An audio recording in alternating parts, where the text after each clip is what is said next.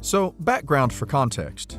I, 18 female, have taken dance since I was 5 and done it competitively since I was 8. I've been in tap, ballet, jazz, and modern for years, competing in all of them. I know my parents paid a lot of money for all of the encompassing expenses. My mom was a ballerina in her youth until she injured her foot. Her dreams were dashed of ever making a career out of it or going to Juilliard. I feel in a lot of ways she was vicariously living through me. I'm good, but I am not, nor will I ever be one of the greats. After 13 years, I decided I was done dancing. My heart just isn't in it anymore. I don't feel that same spark from it I used to. I don't feel joy because all I do is school, practice, study, compete, drive across the country for competitions, and my mom's obsessive diet regimen. I eat, sleep, breathe dance, and don't have time for a life outside of it. So I told my parents I am done with it. I don't want to dance anymore. They were, of course, heartbroken and angry about this. I understand they want to see me succeed and have poured literally tens of thousands of dollars into it all over the years. Well, this weekend my mom presented me with a bill for all of it and said if I'm not going to dance anymore, then I have to get a job and pay back all the money they invested in me and my dancing. I told her no, I'm not going to pay them back, and that it's ridiculous to expect me to. We got into a really big fight and hurtful things were said on both sides. I think my mom, parents, are being unfair and outrageous idiots with all of this. And they think I'm the idiot, obviously. Am I the idiot? I'm really not sure. Maybe I am. I was disrespectful and said she was just angry she couldn't use me to live out her fantasies anymore.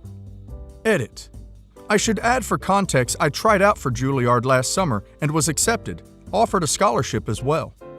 But after realizing how much I've come to hate dancing, I have decided not to attend. I think it adds to why my mom thinks I'm throwing my life away. Edit 3. The scholarship isn't a full ride. I've said it a couple of times now, but I'll say it here.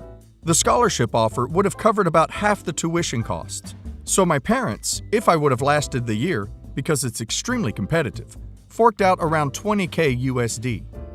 Or I'd still have to get some type of loan if they didn't pay. 100% not the idiot. I think your mom is just upset that you're not living out her dream and is acting out in retaliation. If this situation worsens, may I suggest seeking other living arrangements? How much should OP charge the mom for feeding her ego for 13 years? Shameful. The point of childhood activities, sports, arts, chess, whatever, is to develop the ability to dig deep and commit. You know, work ethic, blah blah. Child activities do not have a built-in outcome, period. I bet the probability is fairly low in regards to the adult professions as a direct result of a childhood activity. My stepbrother is like that. His dad lives a good 4 to 5 hours away, a few states over, and pays for all his hockey needs, while his mom and my dad have to take him to every game, practice, parent meets, etc. While me, when I was living there, and my siblings can't do extracurricular things year-round because he does both hockey and baseball, so year-round sports. His dad doesn't hang around with him and thinks the only way to bond is to force him into sports because he failed to make it big.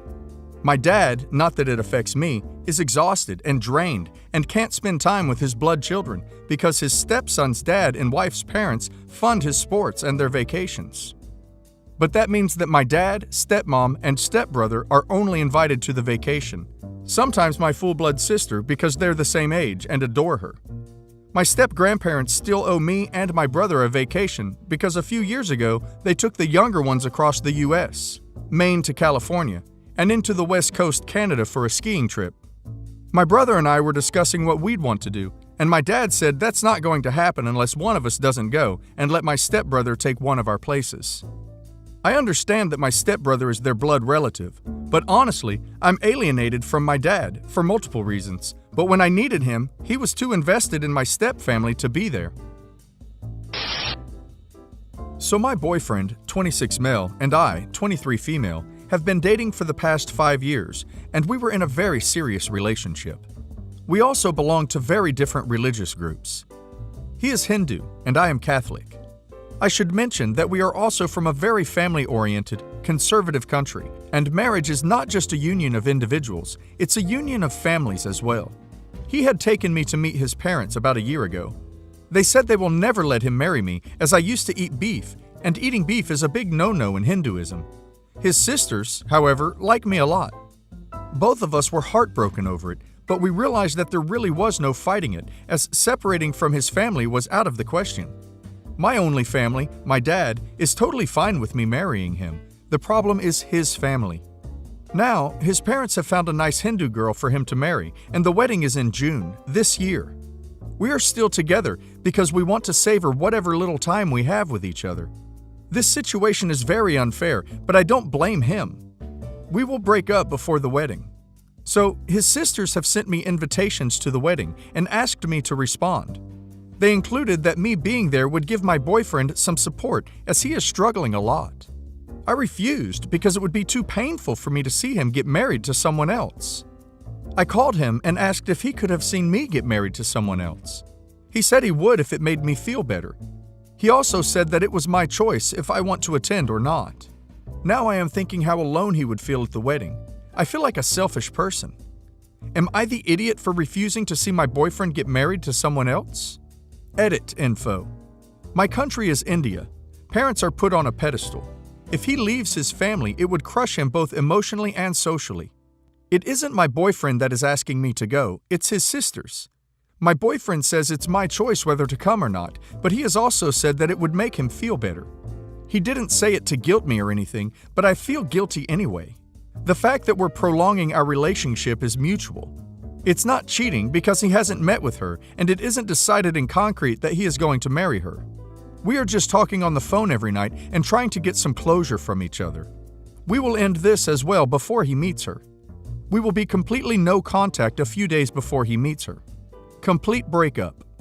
I am also looking for a job outside the country and I may move soon. Not the idiot. I do not come from this type of culture, but I chose to be with someone my parents don't like, and I have lost them and a large part of my family because of it. So I think I might understand how hard it would be to be from a culture such as yours. I tried to imagine myself and my husband in your situation, and I don't think I could watch him marry someone else. It would break my heart. I would probably cry the whole time. I don't think I could maintain my composure in that position. Don't do anything you aren't comfortable with. If it would be too hard, don't hurt yourself like that. Update. As for my decision, I am sticking to it. I won't be going to his wedding, which is better for me, him, and his soon-to-be wife. To those who are wondering, why doesn't he just defy his parents and marry you? Family is everything in India. It's so important that putting your parents in retirement homes is considered scandalous. It isn't easy at all to break free from this oppressive power structure. Marrying him without his family's consent would mean moving out of my town, and I can't do it because I am the only person my father has got, and he can't leave this place. I understand how arranged marriages may seem barbaric to Westerners, but it's still a sad truth that haunts India. Sure, people break free all the time, but people get M, face V, and become pariahs for it as well.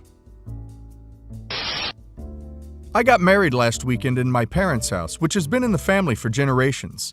For health reasons, only immediate family was there. My daughter, 16 female, has been calling her new stepmom, 21 female, names like homewrecker, and I have been patient with her. She assumes I left her late mother because she had breast cancer. However, I did not leave her mother for having breast cancer. Nobody decides to have breast cancer. However, her late mother kept using her illness to devalue me and my sense of identity. She'd criticized the way I was taking care of her and even stuff like my hygiene or the cologne I was wearing. She made me feel worthless, and I felt like she was projecting her own insecurities by saying the smell of my cologne was disgusting because she never made an effort to keep herself up, and despite the fact that I objectively found her disgusting sometimes, I stuck by her until my self-esteem was destroyed. I would work hard closing deals all day and be acknowledged for my efforts at work. Yet, I'd come home and she'd criticize and nag about every ounce of my being. I met her stepmom when I was in a dark place. She made me feel like I could be myself again. My wife made me feel unattractive, and with my new wife, I felt alive. Just the fact that she appreciated me and felt physical chemistry with me made me want to do anything for her. I want to provide for her. That's when I decided not to BS my wife anymore and file for divorce.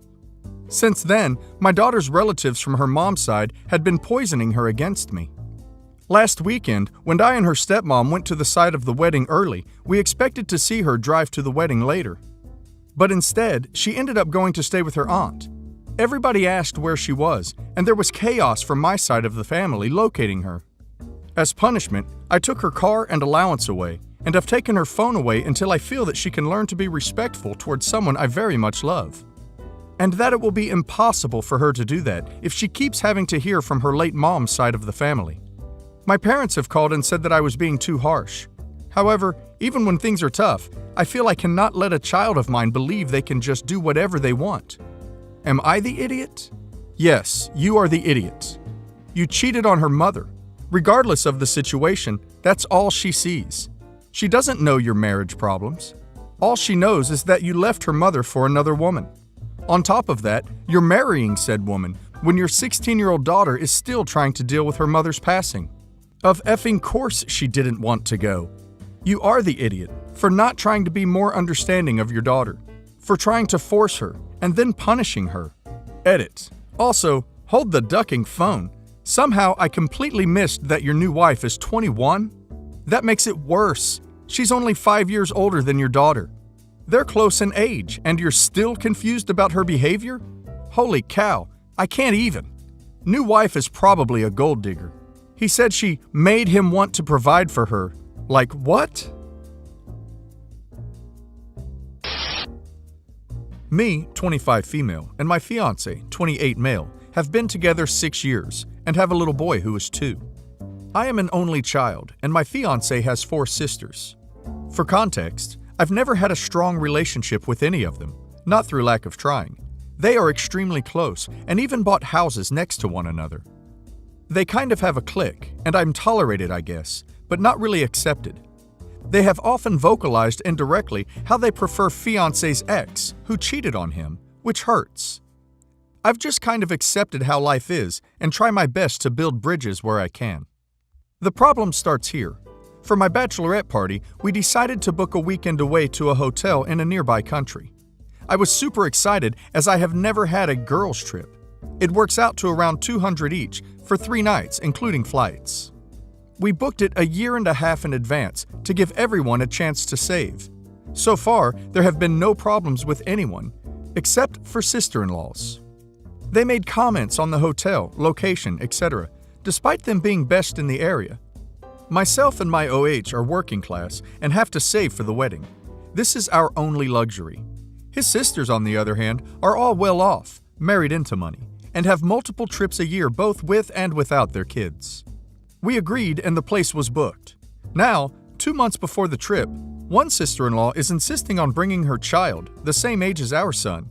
I refused and have been called a huge a-hole for it by all of the sisters. They say she has anxiety over leaving him with her husband, who has had him while she has had week-long trips before with her friends, no problem. She has never been diagnosed with an anxiety disorder. I have had anxiety for years and have recently stopped counseling, so I understand what it can be like, but I suspect it's an excuse. She is very self-centered and always seeks the limelight, announcing her pregnancy at her friend's baby shower, etc., and I've reached the end of my tether. Our hotel is adults only. We have excursions booked where children aren't permitted, have bar crawls planned, etc., and an adults-only spa day. There is absolutely no place for a child, let alone a 2-year-old boy. She expects us to change the hotel last minute to accommodate him. He is my nephew and I love him, but this is my one thing that I want to be about me. I've never had a birthday party, engagement party, baby shower, etc. I just want this one trip to be about me, as selfish as I sound. I'm getting rude texts and phone calls from everyone telling me it's wrong to exclude him. Even my own son isn't coming. My fiancé has even offered nephew and brother-in-law to stay at our place with them for the weekend too, which she has refused. Not the idiot. Need to go back to no contact. If his parents think the family is being divided, they need to talk and blame the sisters. If there are no consequences for their actions, they'll never change. For this trip, stand firm and hold your ground that no kids are allowed. She had over a year to sort this out, and you gave her alternative childcare. She is being stubborn, selfish, and manipulative. If her or her sisters want to cancel, then that's fine, let them. This trip is a bachelorette party. Children are not allowed. I've heard of a couple of exceptions where a newborn is brought to a daytime activity only so the mom can participate in an activity that's 1 to 2 hours or so she can breastfeed, but not a toddler and not overnight. You and your husband need to be united on this. The sisters are trying to push boundaries and see how much they can make you cave in to their wishes. If you cave now, they'll expect a similar reaction to their other demands. Don't let them bully you. I have 2 daughters, 22 female and 20 female, with my first wife. I left them when the eldest was 4. She remarried, and when my daughters were of age, 16, they decided to take the stepfather's last name, despite my protests. They slowly stopped keeping in contact and refused my visits. Stepdad skedaddled 4 months ago, and they want to rejoin my life. I denied them. Full story. We got married when I was 20, but separated when her mother fell ill and she wanted to move to be within close proximity. My job wouldn't allow it, nor could I find a comparable job where she wanted to move. It was downtown Toronto to rural Alberta. It was an impossible situation. We had joint custody and I paid child support, but no alimony, because my wife was a trust fund child. She also stood to inherit railroad money, so there's that as well. I usually paid for any larger things they needed, like new beds, dressers, etc., furnishings for the girls' room, but also uniforms, trips, and so on. We both remarried, and my wife and I had a daughter ourselves. She's 13 female now. I met the stepfather of my first 2 daughters, and he seemed like a nice enough guy. We all kept in touch, and of course I visited my children 2 or 3 times a year for weeks at a time. I don't know what happened, but they slowly became distant. My 2 or 3 visits a year, I was told to cut down to 1 visit for a couple of days around Christmas. My kids just weren't interested in seeing me anymore for extended periods. Then they decided to change their name, thankfully letting me know beforehand so I could vent my thoughts, but ultimately they went with it. It's their life. I have no control over it, but I stressed how it hurts, coupled with the reduced visit times. Once the oldest was 18, she went no contact with me. Then when the younger was 18, the same thing happened. Removed from Facebook, changed numbers, and so on. I tried once to make an unannounced visit and they threatened to call the police, so I left. I want to stress, I'm not leaving anything out here. I didn't do anything to warrant this. I don't know why they decided things would be this way. I figured this was the end and our relationship was severed. I still had my new family, my daughter and wife, and we were doing okay. I decided to just leave my old life behind. I retired. I have a large estate, which my 13 female daughter stands to now inherit. The stepfather up and left 4 months ago, and suddenly my ex-wife and 2 daughters want nothing more than to reconnect. I think it's awfully convenient timing. Both my daughters reached out to me, and I denied them, saying it's been over 5 years of a strained relationship at no fault of my own. They made their bed, and now they need to sleep in it. Am I the idiot? Yes, an idiot. OP was the parent, and he chose to create this situation. It's not shocking that seeing someone 2 or 3 or less times a year creates a very distant and strained relationship. OP chose not to be present for his very young children throughout their lives. He excuses himself from this by saying it was an impossible situation. Yet the very consequence of that situation, the distant and strained relationship, are somehow laid at the feet of the kids. He feels like a victim and is enacting his revenge by refusing contact now. OP is an idiot for choosing not to be around his kids and then blaming them for being distant.